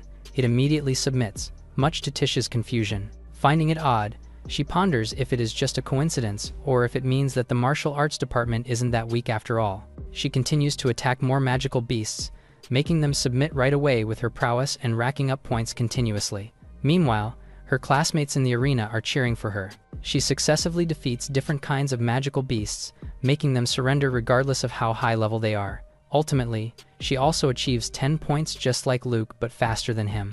Unable to believe the result, the proctor orders his subordinate to send the beasts defeated by Tish for inspection too. Tish isn't really bothered by their judgment. She is just happy to receive a perfect score as well, realizing that Luke was right about the beasts in the tournament not being as scary as they thought, and that just because they are martial artists used to combat doesn't mean that they are weaker than those mages who can use magic. On match 3, Sharp has also surprisingly achieved a perfect score and easily defeated the beasts. Next, Collins also showed his prowess, also achieving a perfect score. Meanwhile, Kai didn't let them steal his thunder and also showed off by achieving a perfect score as well. As the tournament progressed, the martial arts students continued to dominate, earning perfect scores one after another and quickly rising to the top of every event. Sig smiles as his students shine at the tournament. After making sure that they are alright on their own and have achieved victory, he leaves the arena and takes a gulp of his drink. Meanwhile, the detailed inspection shows no issues with the magical beasts of the barrier space. Director Otani seems confused by the conclusion since the department's scores are exceptionally high. He acknowledges that their martial arts skills are impressive, but this is unusual and surprising. The proctor explains that maybe it is because the magical beasts were already roughed up by the attacks from the mage class, so when it was the martial arts class's turn, the beasts were already tired. This is the first tournament since the martial arts division was established. The martial arts students fighting the beasts up close must have scared them even more. With this, Otani decides that starting next year, they will have the martial arts division go first, and he agrees that the current scores will stand as is. Greg intervenes and expresses his disappointment with the decision. However, since he can't go against the director, he tries to calm down and just questions how the martial arts department won through sheer luck. The old man answers him that luck is part of their abilities. He reiterates that it isn't the students' fault, and they can't just throw out their scores. They heed the director's final decision and go to announce the results while Greg silently fumes with anger. He looks at Sig with contempt and vows to make the man pay for causing him humiliation. Meanwhile, Otani assures them that the issue with the tournament will not get out of hand. It's just that he can't share the details yet, but it is not something that can put their school in a bad light. He then quietly contemplates that he will continue to observe Luke and will pretend not to know his abilities if that is what the boy wants. After the tournament, the boys are back at their dorm. Kai is elated that he got a perfect score and is so excited to tell his father about his victory. He then points out that taming magical beasts isn't as tough as everyone made it sound. Collins points out that maybe they have just gotten stronger after all that training. Luke agrees with this and is secretly glad that no one noticed that he was the reason why their class got perfect scores. Kai then asks where they are going to spend the bonus 20 points they got for placing first in the tournament. Sharp answers that he is going to save it. After all, he still owes his friend a meal. Collins tells him to use his points during emergencies instead, but Kai chimes in that buying high-grade materials for next month's combat training is the best choice. Luke is surprised to hear this, having no idea that there is an upcoming combat training. Kai explains that they will fight illusions of the beasts living inside Allen Academy. While there is no real danger, they will get intense real-world combat experience on how to fight different beasts. However, only the best 100 students can join the combat training. Sharp points out that all 12 students from the elite division are getting in, so that will only leave them 88 remaining slots. Kai explains that they still have a big chance since he heard that the participants are usually picked based on the taming tournament rankings. Since they got all perfect scores, they will definitely have a chance to get in. Sharp and Collins then decide to make their way to the materials shop to grab some training gear. Seeing them pumped up, Luke thinks that they made the right call in helping everyone get a perfect score. Kai asks him to go to the materials store together, but he declines and shows him a charm, saying that he wants to take a better look at the pendant Sig gave him earlier. The pendant gleams under Luke's touch. It is a reward given only to the first 3 students who score a perfect mark in the tournament. Kai seems unhappy that it went to his friend's possession since it should have been Tish's, who is just 1 spot away. Luke points out that he just got lucky. Kai sighs and decides to go alone to the materials shop to catch up with Sharp and the others. Later, the scores are finally announced, leaving all the students stunned that the martial arts department team came first in the tournament. Greg's student, Ryla, is fuming with anger at the results. They have always come first and achieved good results for 3 consecutive years and should have had the chance to join the elite department. She can't accept the fact that all her father's efforts are now down the drain, and it was all because of the loser martial arts department. A student who just arrived also can't accept the results and throws a magical knife at the monitor. He states with disgust on his face that the same department has now stolen 20 slots from them for the next combat training. Another mage student, Blake, points out that the slots should have belonged to the magicians. Another student chimes in that it hasn't been proved that the martial arts department students cheated. As he retrieves his knife, he shares that he heard their rival department bribe the teachers at the Magic Beast base. The other students begin to gossip about this and bring up Kai's family background as one of the rich nobles who could bribe the proctors if they wanted to. Just then, Andre, one of Greg's students, arrives, saying that he saw Kai at the material shop earlier and that he bought the last training equipment there. If the martial arts department receives their bonus 20 points tomorrow, they will surely buy the valuable materials they can use for their training, leaving nothing for the magic department. Full of disdain, Ryla suggests that they break the martial artists' meridians and teach them a lesson themselves. Later, they corner Sharp and Collins, who are both poisoned. Realizing that they are in a dire situation, Collins offers his extra points to the mages, but Ryla attacks them instead with her magic, injuring them further. She tells them that they don't need points, especially from losers like them. Although weakening from the poison, Sharp asks why they are being unreasonably attacked. The girl mercilessly steps on his hand and demands that they crawl back to their department in that pitiful state and tell everyone in their class that their lives are less than those of insects. Several hours later, Luke and Kai are looking for their missing roommates. The two are often late because of their part-time jobs, but not to this extent. In addition, Luke feels uneasy about the situation. Aside from that, this is the first time he smells such a strong scent of blood on that same path. He then sees the trail ahead of them and follows it frantically. Kai runs behind him, confused as to why he is suddenly agitated. They stop in their tracks upon seeing their 2 friends, Sharp and Collins, unconscious from serious injuries. Luke comes to their side and suspects that it was Greg's students who hurt his classmates. In his weakened state, Collins tells him that it was Ryla who severed his meridians, making Luke tremble in anger. He tries to calm Kai down, assuring him that their friends are still alive and just lost consciousness due to their injuries. He tells him to look for the medicine while he stops the bleeding. Kai runs in panic to get the medicine while Luke stays and assesses his 2 friends. He discovers that the 2 are under a curse and all the bones in their bodies are shattered by a bone-crushing art wielded by assassins from the black market. Seeing the 2 in so much pain, he can't help but feel an inexplicable anger inside him. Clearly, the people who did this to them were not just giving a warning but intended to murder them by inflicting such cruel spells. As he sees them writhing in pain, Luke vows to avenge them. Kai arrives with Tish, who is shocked that Sharp and Collins were attacked. Luke tells her that the students' lives are no longer in danger, but they will need several days of rest to recover. Kai thanks him for his quick and effective first aid while expressing his anger toward the students who hurt his friends. Antagonized, Tish vows to report the incident to the student council. However, Kai points out that the council is not on their side because the teachers are pretending not to notice as well. Completely enraged, Luke is determined to make them pay. Even Tish is shocked by his reaction, as his usual gentle demeanor is now gone. The next day, they report the incident to the student council, and Luke asks for a duel with the students from Greg's class. The condition is that if they win, the involved students in the assault incident should offer an apology, and if they lose, they must offer an S-rank bonus to Mr. Greg's class. However, the student council president points out that they do not have evidence that students from Greg's class are the culprits and tells them that the S-rank bonus they got from the tournament is nothing, letting the pendant slip from his hand and drop on the floor. Since a duel is such an important event, they should wager a more valuable item. Insulted, Kai is ready to give him a piece of his mind, but Luke stops him and asks the president what would be an appropriate thing to wager. The president thinks for a while and carefully considers what they should put at stake. He then looks at them with manipulative eyes and states that the best wager would be the qualification for entry to the incoming Allen Tower combat training.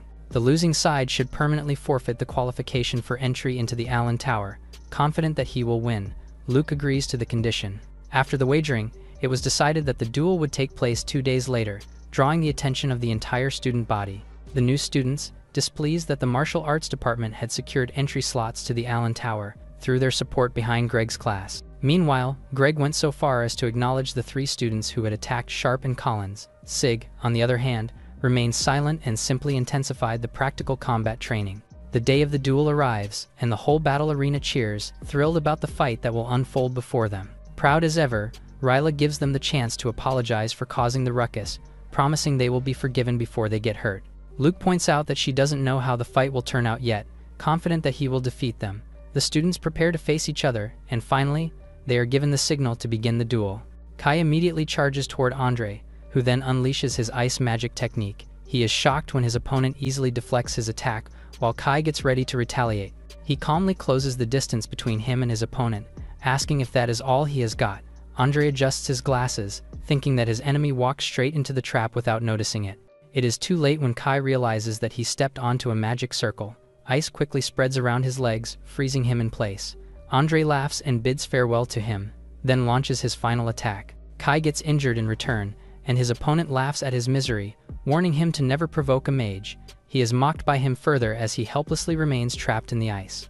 Meanwhile, Rilla tries to provoke their opposing team by ridiculing them more. She reiterates that they should forfeit and surrender now to prevent further humiliation. Luke turns to her and gives her a deadly stare that momentarily shakes her core. Meanwhile, back in the battle, Kai recovers from the attack and shows a lava slime jelly in his hand. Ryla screams for her teammate to back off, but it's too late as they are almost blown away by a massive explosion in the arena. Andre can't believe that the boy set it off right in front of his face, seemingly not valuing his life anymore. Since he is still preoccupied, he doesn't immediately notice that Kai is already behind him, launching an attack. The boy pierces him, causing him to rattle. He can't believe that a martial arts student is wielding a magical weapon. Seeing his burned legs, the audience is stunned by Kai's resolve to get away from the ice prison and defeat his enemy. Tears start streaming down his face, thinking that Luke was right. Once he shattered the spell, the opening would be his. Andre trembles from his injuries and tells Kai to just surrender since he is seriously hurt anyway. He casts another spell, but Kai releases another magical item in his possession. Smirking, he lunges toward his opponent, who is shocked by how insane and determined he is during the duel. He continues to charge at the ice mage, clearly now at an advantage. Andre screams at him to back off. However, Kai leaps into his ice barrier and breaks it using only his sheer strength. He gets thrown to the other side of the arena by the strong impact. He can't believe that his ice shield was penetrated with just brute strength. Motionless because of his injuries, he can't believe that a mere martial arts student is able to defeat him. Kai is announced as the winner of the match. He goes back to his teammates and boasts about how awesome he looked in the arena while defeating his opponent. Meanwhile, Luke remembers how he slipped his homemade absolute power enhancement potion into his classmate's breakfast, giving him a boost of agility and strength. The next fight will be against Tish and Rilla. Rilla still can't believe that her teammate got defeated and insists that Andre just let Kai off the hook because of his rich, noble background. Tish inwardly sneers at her remark, thinking that she is so proud yet unable to accept clear as day defeat. Just then, Rilla launches a surprise attack. Tish manages to dodge it just in time but admits to herself that if she had been hit, she would have been in pieces. Channeling another spell, her enemy points out how annoying the martial arts department is, which always upholds honor and integrity when in fact it should be the results that matter. She creates another spell, commanding sturdy thorny vines to immobilize Tish and trap her. However, the martial artist easily manages to deflect the attack and sees an opening. Tish punches her in the stomach, catching her off guard. She grabs her by the arms and tells her that martial artists have a need to protect what's important to them. Triggered, Rilla tries to cast another spell, unleashing her plants. However, Tish is much more agile and is able to retaliate, targeting her opponent's mana meridian. She walks away gracefully after winning the fight, mentioning that she should not trample a martial artist's pride so much. It is then revealed that Ryla was hiding poison needles in her possession that could have blown the fight out of proportion.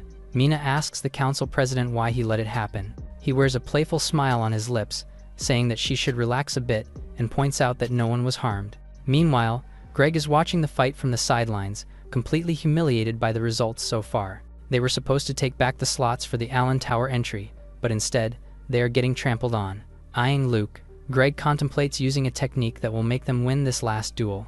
The third match finally begins, and Blake doesn't waste a moment and shows off his unbeatable speed among the mages. Unlike his peers, he takes his physical training seriously, hence, he is fast and agile.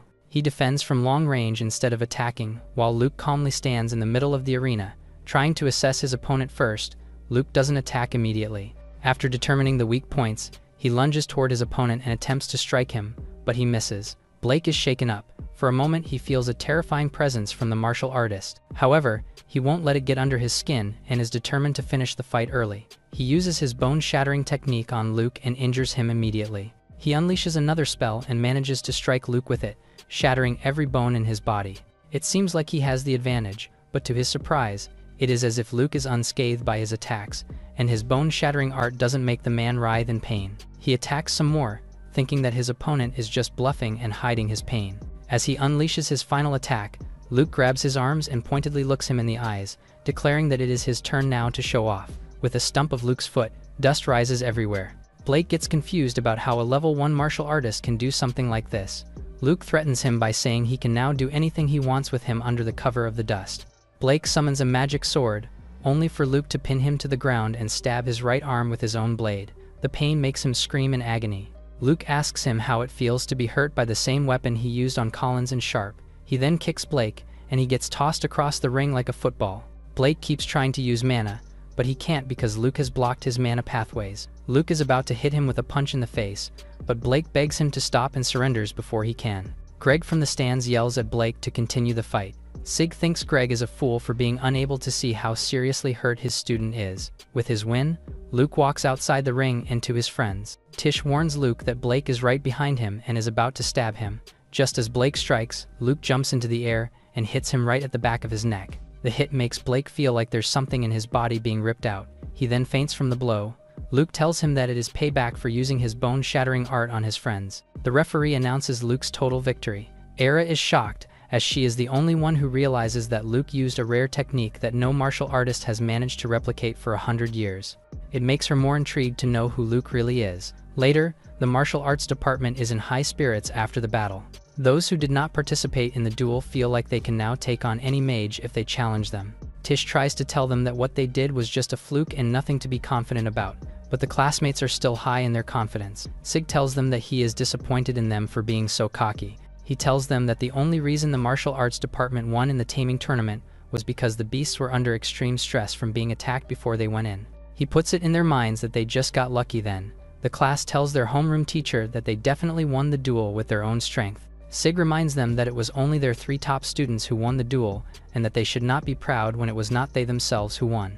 He asks them if it is really okay if they cannot get revenge on their own if they get attacked like Collins and Sharp. He tells them that if they are okay with this, they will never get stronger. He leaves with the message, telling them that they are better off quitting the martial arts department with this mentality. It leads the rest of the class to swear to get stronger. Luke thinks Sig is smart to share his wisdom. Linda meets up with Sig and tells him that he is starting to sound like a real homeroom teacher. Sig replies that he does not want them to end up like him. Linda gives him Blake's medical record from his duel injury and tells him that it shows that his mana pathways have been damaged by what looks like a forbidden ancient art called Meridian Crusher. Meanwhile, Blake is in the recovery room and is feeling down because he can feel that he can no longer use magic. Blake's father goes to the Allen Academy and barges into the headmaster's office to complain about how his son will never be able to use magic again because of the duel. He demands that the malicious perpetrator be strictly punished and the martial arts department be disbanded.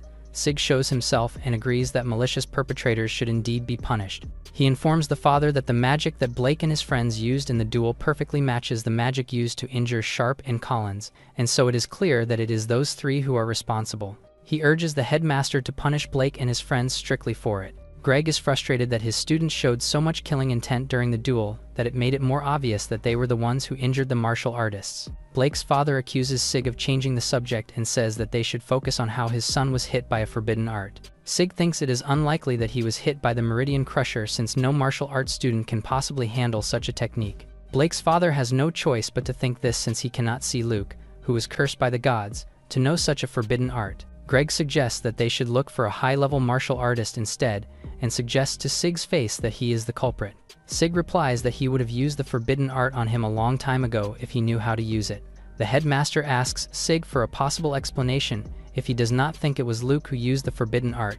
He tells the headmaster that he asked Luke about it, but he flatly denied using the forbidden art. He instead offered an alternative theory about the rumor he heard that Blake paid a black market assassin a fortune to learn how to inflict pain. He believes the assassin he paid must have worried information might be leaked and used the duel to silence Blake. Blake's father is angered that they are even entertaining the rumor that his son has black market connections. Sig admits that it is just speculation, but that it is a more credible hypothesis than that a novice martial artist used an ancient forbidden art. He urges everyone to be on high alert for someone dangerous enough to know the forbidden art of Meridian Crusher.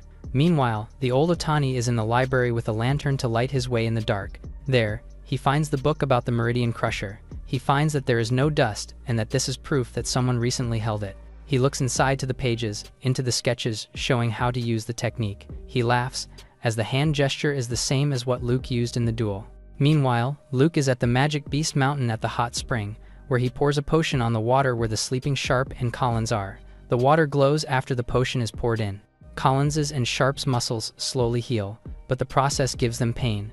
Luke hopes that his friends hang in despite the pain.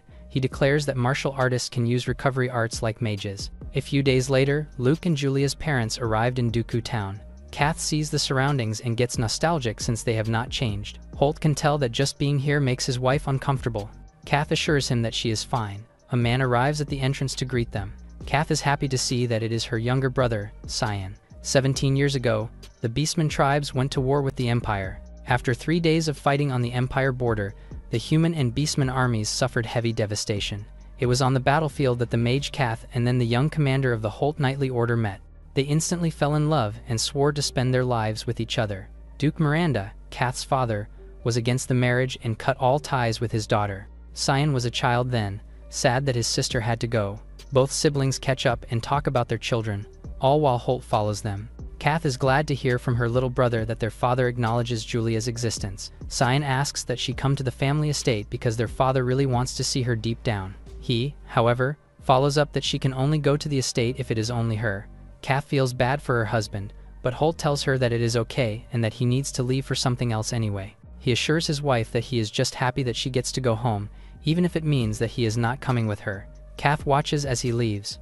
Cyan thinks about how admirable Holt is to swallow his pride and secretly ask him for help just to reunite Kath with her father. Cyan regrets that her father still has not forgiven Kath for marrying a martial artist. He hopes that someone will show up who could change the way the world views martial arts.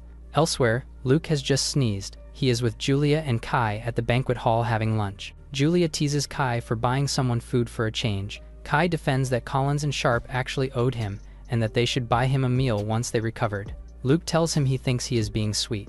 Others in the banquet hall are talking about how Luke just got lucky when he won the duel. Julia overhears them, so she comes to their table and scares them. Kai and Luke do not notice that Julia is behind them, making the disrespectful students beg for forgiveness. Julia returns to her brother.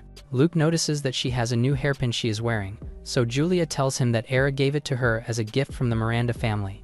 Luke is not surprised that the Miranda family would want to win over a magical prodigy into their fold. He asks that she get along with Era for their mother's sake. Speaking of their mother reminds Julia to tell her brother that he needs to write a letter to her to tell her that she has become the class rep. Mina approaches Julia and congratulates her for being the class rep. She praises her by telling her that she believes that Julia will be the pillar of the school someday.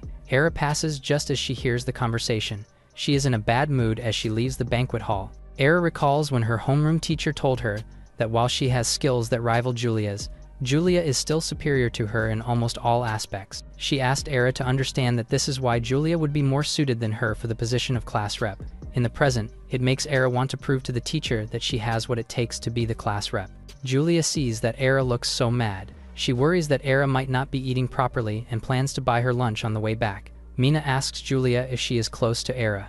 The girl cheerfully answers that they are because they are roommates and that she admires her incredible mental magic. Mina sees it is time to get serious and activates a magic barrier around their table. Luke recognizes this as a mute magic circle that stops sound from leaking. He asks if Mina came to them for more than just small talk. Mina is worried that Luke is wary of her, but she feels like she will be fine as long as Julia adores her. Mina talks to them about the Beast Mountain range behind the academy and how there seems to be a strange shift in the ecosystem since the number of low-level magical beasts has plummeted somehow. As she tells them this, Luke is sweating. She also tells them about how the Imperial investigation team discovered a high-level magic beast lair 3 days ago. Julia drops her spoon as she realizes that it must be her brother's doing. Luke coughs, making Julia conscious not to slip up about his secret. Luke asks Mina if she wants them to take on a field mission.